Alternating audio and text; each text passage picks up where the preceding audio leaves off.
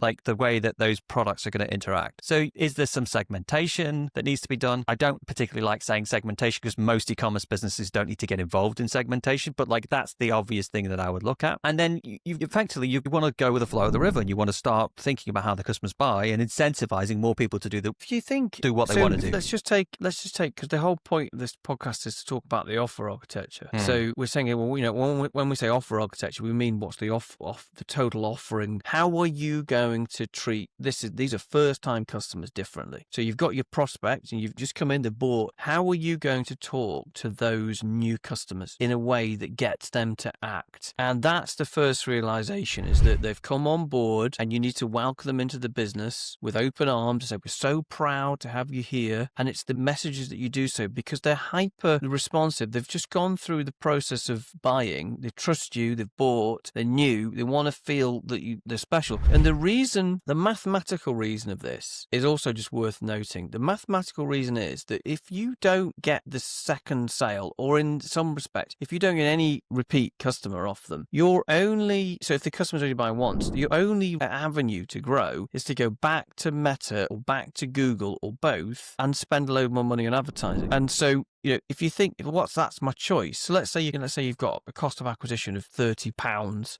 That's your first acquisition cost, £30. That's my CAC. And if they don't buy again, I've got to go back to Google and give them £30 every time, or Meta £30, £30. So you want to take some of that £30 and give that to your customers. So it might be that your second offer is if you sort of think, well, I've either got to give £30 to Google or Meta, or I can give some of that to reward my first time customers to get them to buy a second time.